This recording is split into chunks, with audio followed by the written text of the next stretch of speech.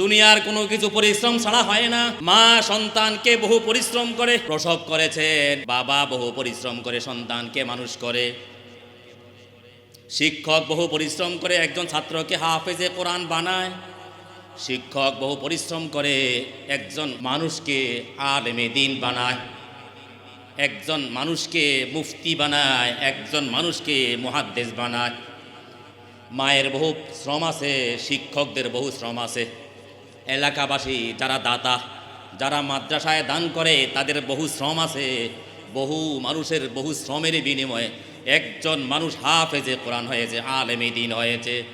হাফেজ হওয়ার পরে, আলেমে দ্বীন হওয়ার পরে মসজিদের মিম্বরে দাঁড়ানোর মতো সাহস তৈরি হয়েছে। লক্ষ লক্ষ জনগণ ইমামতি করে, লক্ষ মানুষের সামনে কোরআন ও হাদিসের আলোকে আলোচনা করে। এগুলি বহু মানুষের পরিশ্রমের পরে একজন আলেম, একজন খতিব মিম্বরে দাঁড়িয়েছে, একজন আলেম মেহরাবে দাঁড়িয়েছে, একজন আলেম, একজন বক্তা বয়ান স্টেজে চেয়ারে বসে বয়ান করতেছে। মায়ের অবদান, আব্বার অবদান, মাদ্রাসা কর্তৃপক্ষের অবদান, মুতাওয়াল্লি সাহেবের অবদান, পরিচালনা পরিষদের অবদান, অনেক দানবীরদের, অনেক দাতাদের অবদানে একটা মানুষ বাস্তবে মানুষ হইতে পারে।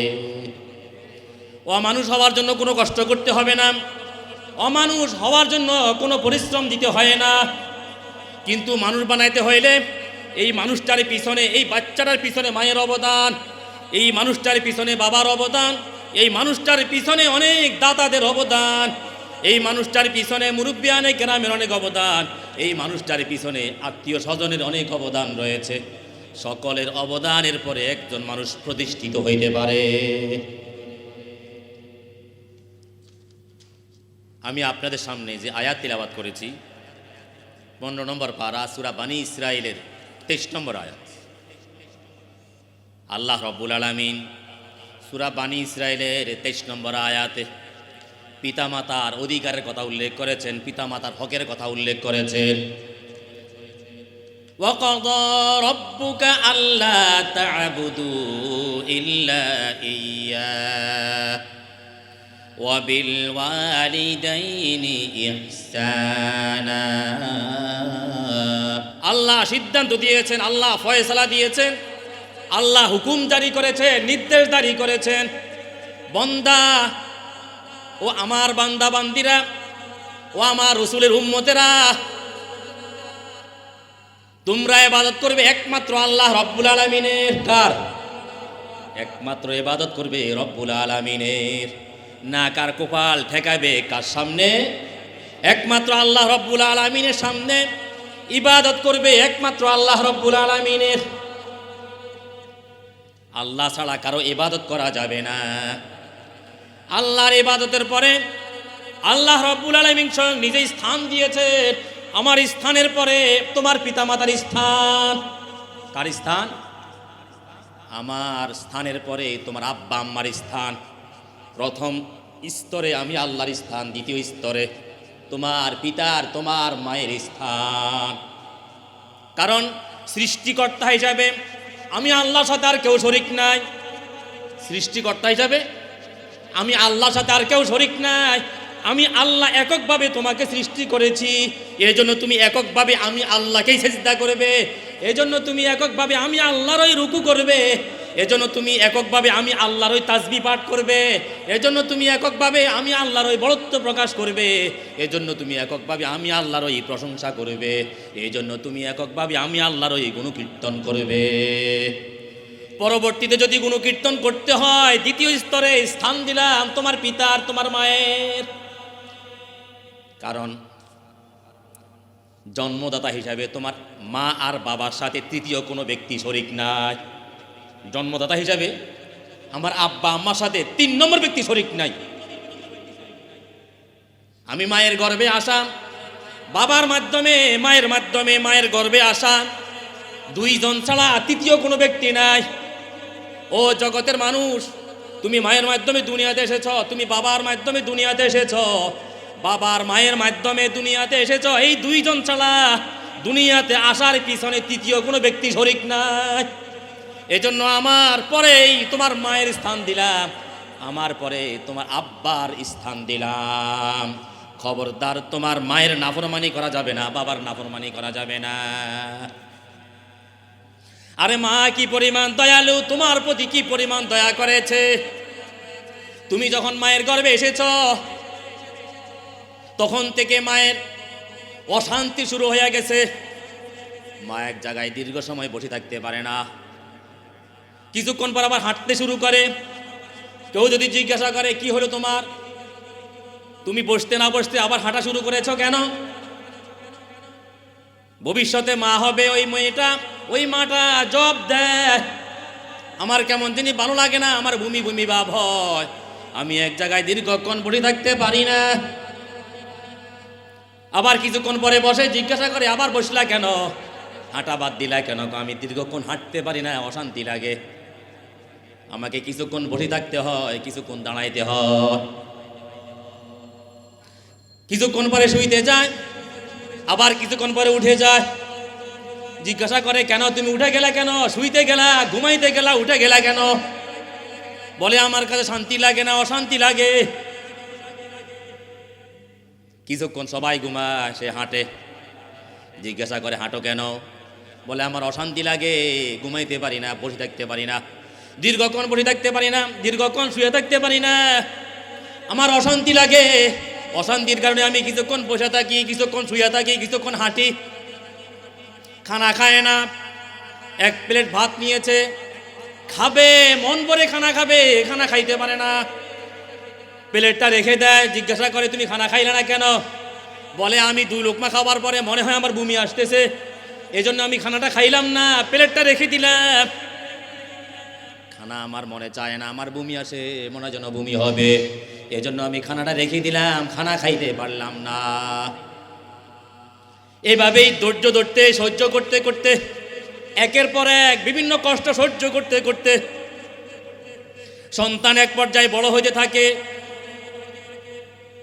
আল্লাহ রাব্বুল আলামিন কোরআনের এক আয়াতে ইরশাদ করেন, ইয়াখলুকুকুম ফি বুতুনি উম্মাহাতিকুম খালকাম মিন বা'দি খালকিন ফি যুলুমাতিন সালাস। তিনি তোমাদেরকে সৃষ্টি করেছেন তোমাদের মায়েদের গর্ভে, তিনি তোমাদেরকে তোমাদের মায়ের গর্ভে সৃষ্টি করেছেন।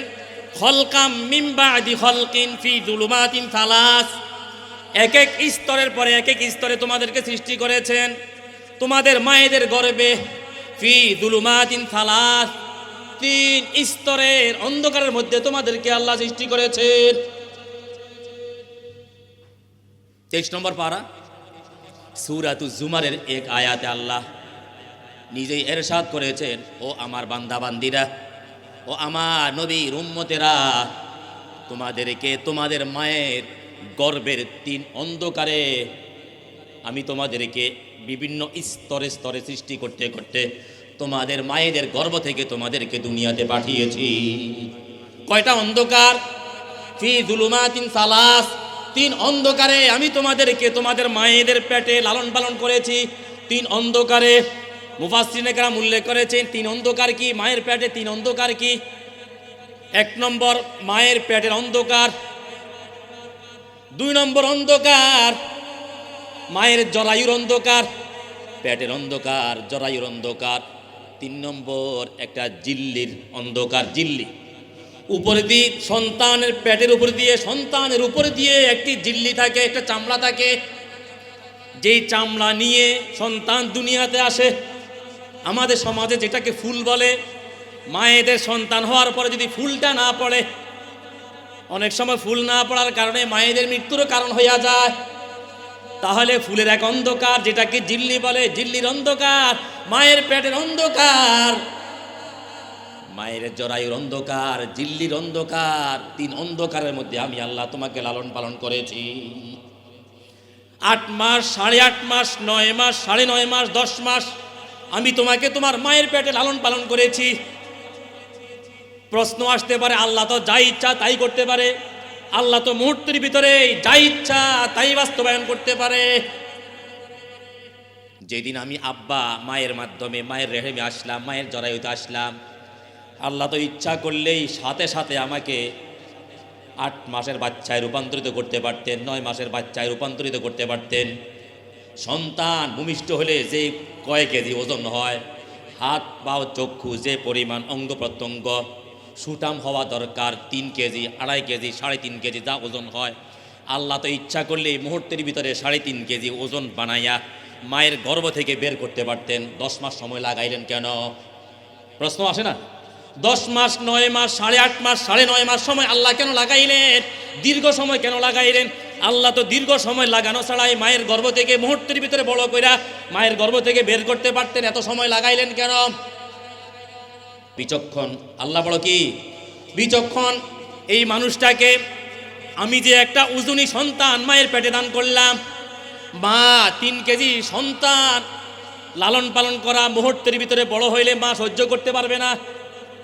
3 কেজি সন্তান মায়ের গর্ভে যেদিন এসেছে সেদিনে যদি 3 কেজি হয়ে যায়, এ মা 3 কেজি ওয়ালা সন্তান গর্ভে ধারণ করতে সক্ষম হবে না।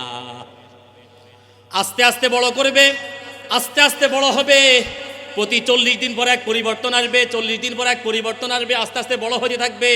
মা ও ওজনী একটা জিনিস, ভারী একটা জিনিস, ধারণ করার ক্ষমতা মায়ের দিন দিন বাড়তে থাকবে, ধারণ ক্ষমতা বাড়বে। 40 দিন পরে একটু ওজন বাড়লো, আগে যে পরিমাণ ওজন ছিল মায়ের একটু অভ্যাস হয়ে গেছে, এখন আরেকটু ওজন বাড়লো, এবারে ওজন যতটুকু বাড়লো ধারণ ক্ষমতাও ততটুকু বেড়ে গেল। আরও 40 দিন পরে আরও একটু ওজন বাড়লো, মা এখন ধারণ ক্ষমতা বেড়ে গেছে, এখন সহ্য করতে পারতেছে। এভাবে হইতে হইতে 10 মাস 10 দিনে যেভাবে হইল, মায়ের ধারণ ক্ষমতা, মা ওজনটা ধারণ করার, ওজনটা সহ্য করার মতো এক ক্ষমতা মায়ের হয়ে গেল। যদি সাথে সাথে 10 কেজি, যদি সাথে সাথে 3 কেজি, সাথে সাথে 2.5 কেজি, সাথে সাথে 3.5 কেজি 2.5 কেজি 2 কেজি হইয়া যায়, মা সেটা ধৈর্য ধারণ করে রাখতে পারবে না, সহ্য করতে পারবে না। এজন্য আল্লাহ মাকে অভ্যস্ত করার জন্য সন্তানকে আস্তে আস্তে বড় করে, যেন মা অভ্যাসে পরিণত হইতে পারে, মা যেন সুন্দরভাবে সন্তানকে প্রসব করতে পারে। এভাবে বহু কষ্ট করতে করতে এক পর্যায়ে মা যখন সন্তান প্রসব করার সময় হয়, মায়ের যখন সময় হয়, স্বামী এখান দিয়ে দুশ্চিন্তা করতে থাকে, মেয়ের বাবা দুশ্চিন্তা করে, মা দুশ্চিন্তা করে, চেক আপ করায়, ডাক্তারের কাছে নিয়ে যায়, হাসপাতাল নিয়ে যায়, যে সন্তান সঠিকভাবে আছে কিনা, মাথাটা নিচের দিকে আছে কিনা, পা উপরের দিকে না কোন দিকে। চেক আপ করাইলে ডাক্তার বলে, পরীক্ষা নিরীক্ষা করার পরে বলে যে না, সন্তান তো উল্টা দিকে আছে, সিজার করতে হবে। কি করতে হবে? সিজার করতে হবে। যদি সিজার না করে তাহলে সন্তান মারা যাবে, যদি সিজার না করে সন্তান মারা যাবে। রিপোর্ট দেখা বলে, আল্ট্রাসাউন্ড রিপোর্ট দেখা বলে সন্তান যেই পজিশনে মায়ের গর্ভে আছে, যদি সিজার না করা হয় সন্তান মারা যাবে। যদি সন্তান বাঁচাইতে হয় তাহলে মা মারা যাবে, সন্তান জীবিত থাকবে। আচ্ছা, যদি আপনারা সন্তান বাঁচান তাহলে মা মারা যাবে, মাকে বাঁচানো সম্ভব হবে না। এখন আপনারা এবারে বিবেচনা করেন, আপনারা যারা অভিভাবক আছেন বিবেচনা করে দেখেন, আপনারা কি ফল বাঁচাবেন না গাছ বাঁচাবেন? আপনারা ফল বাঁচাবেন না গাছ বাঁচাবেন? কি বলেন? আমাদের সমাজে বলে না তো, সবাই বলে না গাছ বাঁচাবে, স্বামীও বলে গাছ বাঁচাইতে হবে, মেয়ের বাবাও বলে না গাছ বাঁচাইতে হবে, মেয়ের মাও বলে গাছ বাঁচাইতে হবে। গাছ যদি থাকে ফল একদিন আসবেই, ফল একদিন আসবেই। কিন্তু যে মা সন্তান গর্ভে নিয়ে হাসপাতালের বেডে শুয়ে আছে, মায়ের কানে যদি কথাটা যায়, আমার স্বামী চিন্তা করে গাছ বাঁচানোর, ফল বাঁচানোর দরকার নাই, সন্তান বাঁচানোর দরকার নাই, মা জীবিত থাকলে সন্তান আসতে পারবে। মায়ের কানে যখন আওয়াজ যায়, আমার আব্বাও একই কথা বলে, আমার স্বামীও একই কথা বলে, আমার মাও একই কথা বলে, আমার বড় ভাই একই কথা বলে, আমার শ্বশুরালয়ের পক্ষ থেকে একই কথা বলে। কিন্তু মায়ের কানে যখন একথা যায়, মা বলে আমি আপনাদেরকে একটু কথা বলতে চাই, এদিকে আসেন। আমি সন্তানের জন্য বহু কষ্ট স্বীকার করেছি, মায়ের জন্য, আমার এই সন্তানের কারণে আমি ঠিকমতো খানা খাইতে পারি নাই, আমি সন্তানের কারণে ঠিকমতো ঘুমাইতে পারি নাই, আমি সন্তানের কারণে 2 লোকমা খেয়ে প্লেটটা সামনের দিকে গায়া দিছি।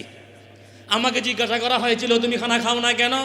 আমি উত্তর দিয়েছিলাম আমার বমির ভাব হয়, 3য় লোকমাটা নিলে মনে হয় আমার মুখ থেকে বমি বের হবে, পেট থেকে বমি বের হবে। আমি এই আশঙ্কায় খানা খাই নাই, ঘুমাইতে পারি নাই, গভীর রাত্রে আমার ঘুম ভেঙে গিয়েছে, আমার অস্থির অস্থির ভাব কাজ করে। আমি সন্তানকে দীর্ঘ 10টি মাস লালন পালন করেছি পেটের মধ্যে। আজকে ফল বাঁচাবে না গাছ বাঁচাবে চিন্তা করতেছেন আপনারা। আমি মা হিসাবে বললাম আমার সন্তানটা দুনিয়াতে আসুক, আমি যদি দুনিয়াতে না আসি আমার কোনো আফসোস থাকবে না, আমার সন্তান যেন দুনিয়াতে বেঁচে থাকে। দেখেন আত্মীয় স্বজন কি বলে, গাছ বাঁচুক, আর গাছ নিজেই বলে না ফলটা বাঁচুক, গাছ চলে যাক দুনিয়া থেকে। এটার নাম মা, এটার নাম কি মা। মা চিন্তা করে আরে ফলটা বাঁচুক, আমার সন্তান দুনিয়াতে আসুক, আমি দুনিয়া থেকে চলে যাই, আমার কোনো দুঃখ থাকবে না, আমার সন্তান যদি বেঁচে থাকে আমার কোনো আফসোস থাকবে না, আমি কবরে গেলে আমার কোনো দুঃখ থাকবে না, তারপরে আমার সন্তানটা জীবিত থাকুক। এর নাম হলো মা। দুনিয়ার সব মানুষ এক কথা বলে, মা ভিন্ন কথা বলে। দুনিয়ার সব মানুষ এক কথা বলে, মা ভিন্ন কথা বলে। আল্লাহু আকবার। এরকম আল্লাহ এবং রসুলের পথে পরে আর এরকম দরদি মানুষ দুনিয়াতে দ্বিতীয় ব্যক্তি পাওয়া যাবে না। দ্বিতীয় জন যদি পাইতে হয় মাকে পাইতে হবে। মায়ের মতো দরদি আল্লাহ এবং রসুলের পরে আর কেউ হইতে পারবে না। আল্লাহ রাব্বুল আলামিন মায়ের মধ্যে কি পরিমাণ ভালোবাসা দিয়েছেন, কি পরিমাণ মহব্বত দিয়েছেন। সন্তান চিৎকার করে, কারো কান্না আসে না, কারো মায়া হয় না, মা দৌড়ায় আসে। মা বুঝতে পারে আমার সন্তানের দুধের প্রয়োজন হয়েছে, এই জন্য মা দৌড়ায় আসে। মা দৌড়ায় আসা সন্তানটাকে বুকে দিয়ে দেয়, বুকে ধরে স্তনটা তার মুখের ভিতর ঢুকাইয়া দেয়। এখন সন্তানের কান্না বন্ধ, মা গোসল করে নাই, মা খানা খাইতে বসেছে, এখন অর্ধেক খানা খায় নাই, সন্তান কান্না শুরু করেছে। মা ভাত অর্ধেক রেখে দিয়েছে, সন্তানকে কোলে নিয়ে দুধ দিয়ে দিয়েছে। ভাত অর্ধেক খেয়েছে, অর্ধেক রেখে দিয়েছে। এটা মা ছাড়া তৃতীয় কোনো ব্যক্তি করতে পারবে না। সন্তান মা খানা খাইতে বসেছে, অর্ধেক খেয়েছে, বা 2 লোকমা মুখে দিয়েছে। এমন সময় সন্তান পায়খানা করে দিয়েছে, বাবাও সামনে যায় না, খালামুনিরাও সামনে যায় না, কোনো আত্মীয় স্বজন সামনে যায় না, সবাই মাকে খোঁজে। ওই অমুকের মা কোথায়? কয় যে এই যে কেন? কয় তোমার ছেলে তো পায়খানা করে দিয়েছে। মা অর্ধেক খানা রেখে দিয়ে দৌড়ায়, সন্তানের পায়খানা পরিষ্কার করে দিয়ে যায়। দুনিয়ার কোনো মানুষ দৌড়ায় না, মা সন্তানের পায়খানা পরিষ্কার করার জন্য দৌড়ায়। রাত্রেবেলা গভীর রাত 3টা বাজে, রাত 3টা বাজে, সন্তান কান্না শুরু করে দিয়েছে, সবাই ঘুমায়। সন্তান চিৎকার করলে বাবা ওইখান দিয়ে আওয়াজ করে, আরে দুধ খাওয়াও না কেন, আমাদের ঘুমের ডিস্টার্ব হয়। মেহমানরাও এখানে আওয়াজ করে, এর মা কোথায়, দুধ খাওয়ায় না কেন, আমাদের ঘুমের ডিস্টার্ব হয় তার কান্নার কারণে। মা জেগে যায়, সন্তান কেন চিৎকার করেছে, সন্তান কেন কান্না করে। দুধ মুখে দেয়, দুধ নেয় না, তার মানে পেট ভরা আছে, তাহলে কান্না করে কেন। মা জামা কাপড় পরিষ্কার করে দেয়, পিঠের নিচে কাঁথা পরিষ্কার করে দেয়, কাঁথা পরিবর্তন করে দেয়। কাঁথা দেখে দিয়ে ভিজা, তার মানে প্রস্রাব করে দিয়েছে, তার পিঠে ভিজা লেগেছে, ঠান্ডা লাগে, ঠান্ডার কারণে সন্তান চিৎকার করেছে। এই জন্য মা বুঝে ফেলেছে আরে আমার সন্তানের দুধের প্রয়োজন হয় নাই, সন্তানের পিঠের নিচে তার প্রস্রাবের ভিজাটা শীতের সময় আর্দ্রতার কারণে, ঠান্ডার কারণে চিৎকার করেছে, আসলে তার দুধের প্রয়োজন হয় না। মা নিজের ঘুমটাকে নষ্ট করে দিয়ে তার পিঠের নিচের প্রস্রাবে ভিজা কাঁথাটা পরিষ্কার করে দিয়ে শুকনা কাঁথার ব্যবস্থা করে দেয়। এই কাজটা কে করে? মায়ে করে, বাবা করে না, অন্য অন্য আত্মীয় স্বজন অন্য যারা ঘরে আছে তারা করে না, করে একমাত্র কে? মায়ে করে। এজন্য মায়ের মর্যাদা আল্লাহ আল্লাহ নিজের পরেই মায়ের মর্যাদা দিয়েছে। ওয়াকাদা রাব্বুকা আল্লা তা'বুদু ইল্লা ইয়্যাহু ওয়া বিল ওয়ালিদাইনি ইহসানা। আল্লাহ মায়ের অবদানের কথা উল্লেখ করতে গিয়ে আরেক আয়াতে ইরশাদ করেছেন, ওয়াল্লাহু খালাকাকুম ফি বুতুনি উম্মাহাতিকুম লা তা'লামুনা শাইআ। ও জগতের মানুষ, আমি তোমাদেরকে তোমাদের মায়ের পেট থেকে বের করেছি, এমন অবস্থায় তুমি কোনো কিছুই জানতে না। ও বান্দা, তুমি কোনো কিছুই জানতে না। মায়ের স্তনে মুখ দিয়ে মায়ের দুধের বাটনটা চাপ দিয়ে দুধটা চুষবে এমন ক্ষমতা তোমার ছিল না। তুমি দুধ কিভাবে খাবে, তোমার আহার তুমি কিভাবে গ্রহণ করবে তাও তুমি জানতে না। আমি আল্লাহ তোমার মায়ের অন্তরে দিয়েছি, সন্তানকে কোলে নাও। সন্তান দুধটা চুষবে কিভাবে সন্তান তাও জানে না। সন্তানের মুখের 2টা ঠোঁটটাকে সরাই দিয়া তোমার স্তনের বাটনটা তার মুখের ভিতরে ঢুকাইয়া দাও। বাটনটা ঢুকাইয়ে দিলে তখন সে বুঝতে পারবে এটা আমার খাদ্য, এটা আমার আহার, তখন সে আস্তে আস্তে চুষতে থাকবে। আমি আল্লাহ মায়ের স্তনে কুসুম কুসুম গরম দুধের ব্যবস্থা রেখেছি। মায়ের বাটনটা আস্তে আস্তে টানে আর দুধ তার পেটের ভিতরে যায়। এবার আমি আহারের ব্যবস্থা করেছি, খাওয়ার ব্যবস্থা করেছি। মায়ের দুধের ভিতরে, ও বান্দা, আমি তোমার জন্য ক্যালসিয়ামের ব্যবস্থা রেখেছি। আমি তোমার জন্য ভিটামিন এ থেকে জেড পর্যন্ত যত রকমের ভিটামিনের প্রয়োজন সকল ভিটামিন তোমার মায়ের দুধের মধ্যে রেখে দিয়েছি। বান্দা, তারপরেও কি তুমি আমার নেয়ামতের শুকর আদায় করবে না? আমি আল্লাহ তোমার মায়ের মাধ্যমে বহু নেয়ামত তোমাকে দিয়েছি। আমি ইচ্ছা করলেই তোমাকে সরাসরি দান করতে পারতাম, কিন্তু আমি তোমাকে আসমান থেকে সরাসরি না ফেলে দিয়ে তোমার মায়ের মাধ্যমে আমি তোমাকে দুনিয়াতে পাঠিয়েছি। আল্লাহু খালাকাকুম, আল্লাহ তোমাদেরকে সৃষ্টি করেছে। আল্লাহ রব্বুল আলামিন তোমাকে তোমার মায়ের পেটে তোমাকে দিয়েছেন 3 অন্ধকারে। মায়ের পেটের অন্ধকার, মায়ের পেটের জরায়ুর অন্ধকার, জিল্লির অন্ধকার, 3 অন্ধকারের মধ্যে দুনিয়ার কোনো সুনিপুণ কারিগর পর্যন্ত, যারা সুখ্যাতি সূক্ষ্ম কাজ করে, এরা পর্যন্ত আলো ছাড়া কোনো কাজ করতে পারে না।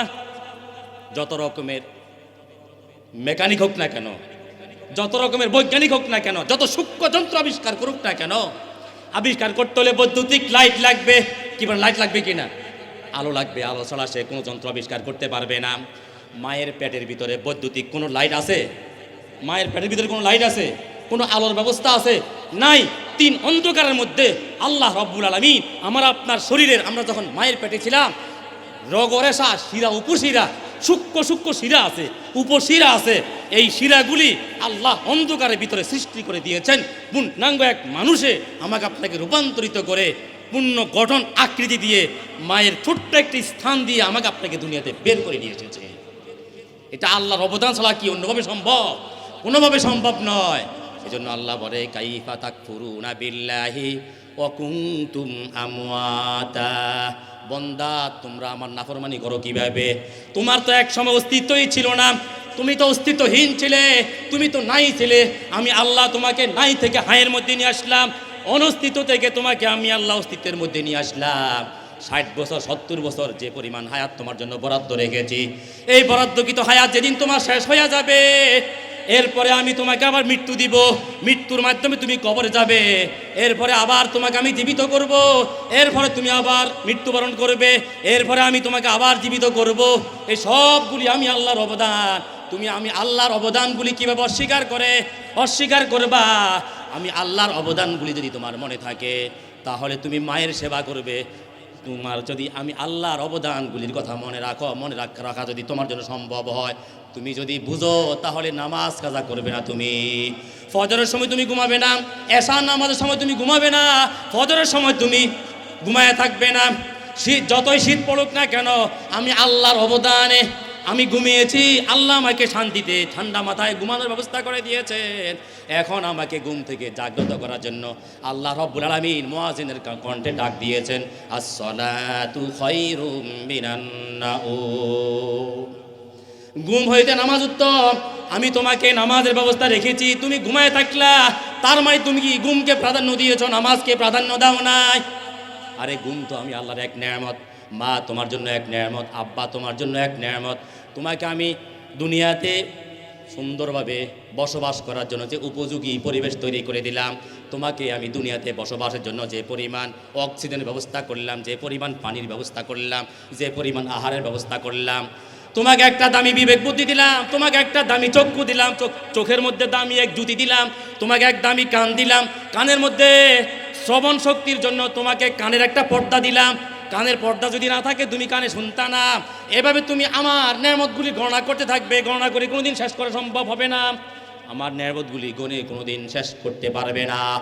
আমার নেয়ামতগুলি অস্বীকার করো কিভাবে? অস্বীকার করো কেন? আমার বুঝে আসে না। সূরা আর রহমানে তুমি তাকাও, আমি আল্লাহ 31 বার বলেছি, ফাবি আইয়ি আলাই রাব্বিকুমা তুকাযযিবান। তোমরা উভয়ে আমি আল্লাহর নেয়ামতগুলি অস্বীকার করো কিভাবে? সূরা আর রহমান পড়ছেন আপনারা? ফাবি আইয়ি আলাই রাব্বিকুমা তুকাযযিবান। কিছুক্ষণ পর পরে আছে নাকি? কিছুক্ষণ পর পরে ফাবি আই আলা ইরব্বিকুমা তুকাযযিবান, ফাবি আই আলা ইরব্বিকুমা তুকাযযিবান, তোমরা আমি আল্লাহর নেয়ামতগুলি অস্বীকার করো কিভাবে?